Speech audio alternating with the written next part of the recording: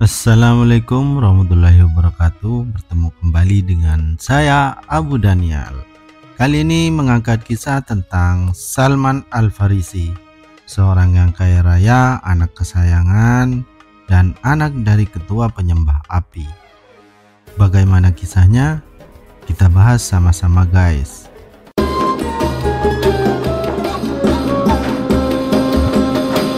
Ini adalah kisah seorang pencari kebenaran, kisah dari Salman Al-Farisi. Salman Al-Farisi dibesarkan di kota Isfahan di Persia di desa Jayan. Ayahnya Salman Al-Farisi adalah dihkan atau kepala desa. Dia adalah orang terkaya di sana dan memiliki rumah terbesar. Sejak Salman Al-Farisi masih kecil, ayahnya mencintainya lebih dari dia mencintai orang lain. Seiring berjalannya waktu, cintanya pada Salman Al-Farisi menjadi begitu kuat dan menguasai hingga ia takut kehilangan Salman Al-Farisi atau terjadi sesuatu padanya. Jadi dia menahan Salman Al-Farisi di rumah, benar-benar sebagai tahanan. Sama seperti gadis-gadis muda ditahan. Salman Al-Farisi menjadi sangat setia pada agama Magian, sehingga Salman Al-Farisi mendapatkan posisi sebagai penjaga api yang mereka sembah. Tugas Salman Al-Farisi adalah menjaga agar nyala api tetap menyala dan tidak padam 1 jam pun, siang atau malam. Ayah Salman Al-Farisi memiliki perkebunan yang luas dan menghasilkan hasil panen yang melimpah. Dia sendiri yang mengurus perkebunan dan hasil panen. Pada suatu hari, beliau sedang sangat sibuk dengan tugasnya sebagai dihkan di desa dan beliau berkata kepada Salman Al-Farisi, "Anakku, seperti yang kau lihat, aku sedang sibuk untuk pergi ke perkebunan sekarang. Pergilah dan urus urusanku di sana hari ini." Dalam perjalanan menuju perkebunan, Salman Al-Farisi melewati sebuah gereja Kristen dan suara-suara doa menarik perhatiannya. Dia tidak tahu apa-apa tentang agama Kristen atau tentang penganut agama lain selama ayahnya mengurungnya di rumah, jauh dari orang-orang. Ketika Salman Al-Farisi mendengar suara orang-orang Kristen, dia masuk ke dalam gereja itu untuk melihat apa yang mereka lakukan. Dia terkesan dengan cara mereka berdoa dan tertarik pada agama mereka. "Demi Tuhan," kata Salman, "ini lebih baik daripada milik kita. Aku tidak akan meninggalkan mereka sampai matahari terbenam." Salman Al-Farisi bertanya dan diberitahu bahwa agama Kristen berasal dari Asyam atau Suriah Raya. Salman tidak pergi ke tanah milik ayahnya hari itu, dan pada malam hari Salman kembali ke rumah. Ayahnya Salman menemuinya dan bertanya apa yang telah Salman lakukan.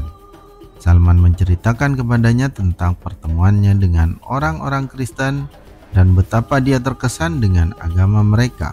Dia kecewa dan berkata, "Anakku, tidak ada yang lebih baik dalam agama itu. Agamamu dan agama nenek moyangmu lebih baik." "Tidak, agama mereka lebih baik dari agama kita," desak Salman. Ayah Salman menjadi kesal dan takut anaknya akan meninggalkan agama mereka. Jadi ayahnya mengurungnya di dalam rumah dan memasang rantai di kaki Salman. Namun Salman berhasil mengirim pesan kepada orang-orang Kristen, meminta mereka untuk memberitahu Salman jika ada kafilah yang pergi ke Suriah. Tak lama kemudian mereka menghubungi Salman dan memberitahunya bahwa ada kafilah yang sedang menuju Suriah.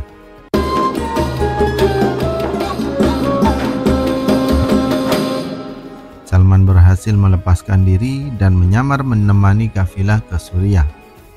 Di sana Salman bertanya, siapa tokoh terkemuka dalam agama Kristen, dan diarahkan ke uskup gereja tersebut.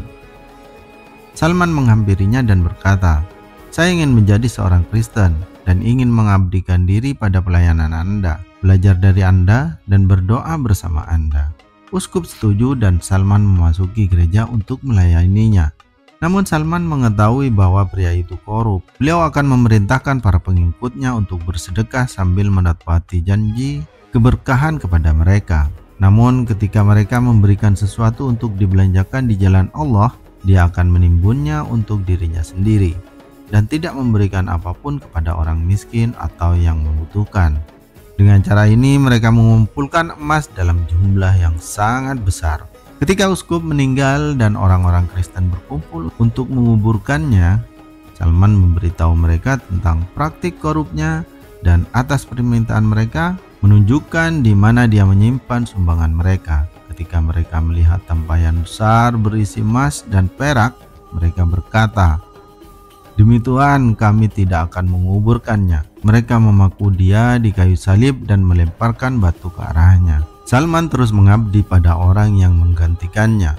Uskup baru adalah seorang petapa yang merindukan akhirat dan menjalankan ibadah siang dan malam.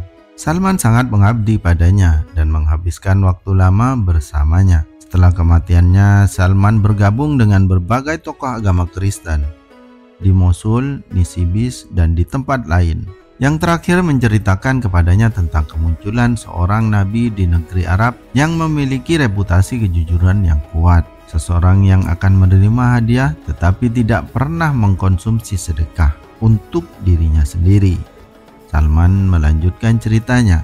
Sekelompok pemimpin Arab dari suku Kalb melewati Amuriah dan Salman meminta mereka untuk membawa Salman bersama mereka ke tanah Arab dengan imbalan berapapun uang yang Salman miliki. Mereka setuju dan Salman membayarnya. Ketika semuanya sampai di Wadi Al-Qura, tempat antara Madinah dan Syam,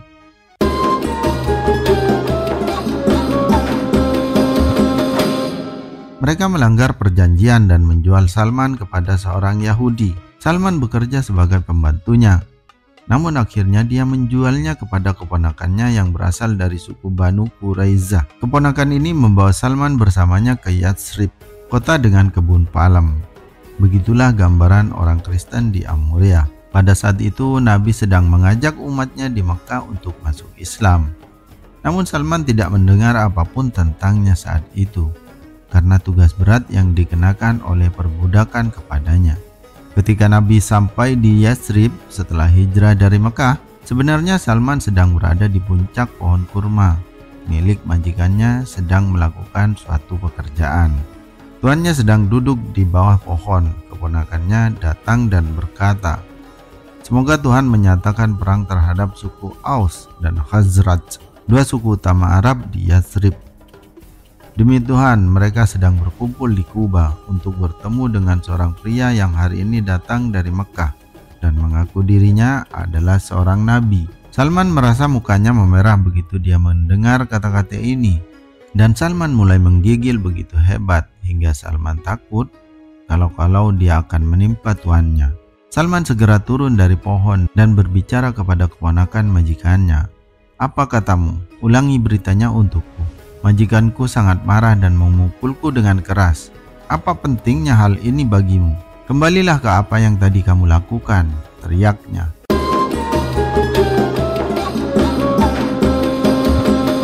Sore harinya Salman mengambil beberapa kurma yang telah dia kumpulkan dan pergi ke tempat Nabi Muhammad SAW.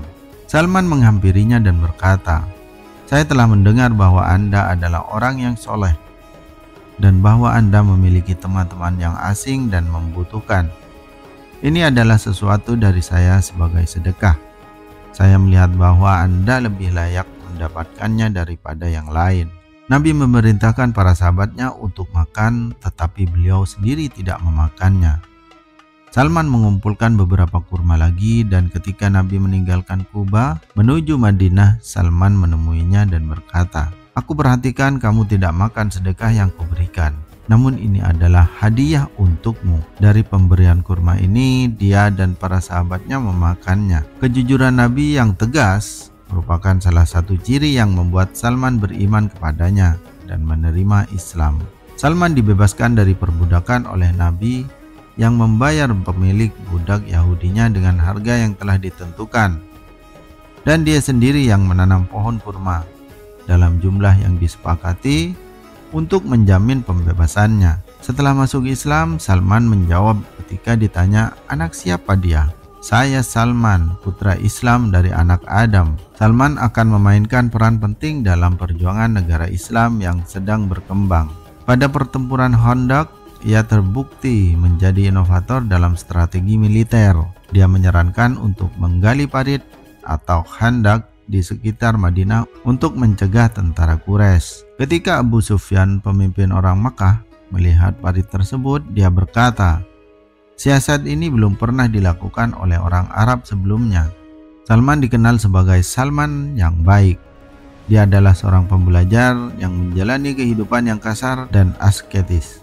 Dia mempunyai satu jubah yang dia kenakan dan di atasnya dia tidur. Dia tidak mencari perlindungan di atap, tetapi tetap tinggal di bawah pohon atau bersandar pada dinding. Seorang pria pernah berkata padanya, "Maukah aku membangunkanmu sebuah rumah untuk ditinggali?" "Saya tidak membutuhkan rumah," jawab. Pria itu tetap bertahan dan berkata, "Saya tahu tipe rumah yang cocok untuk Anda. Jelaskan padaku," kata Salman. "Aku akan membangunkanmu sebuah rumah yang jika kamu berdiri di dalamnya, atapnya akan melukai kepalamu.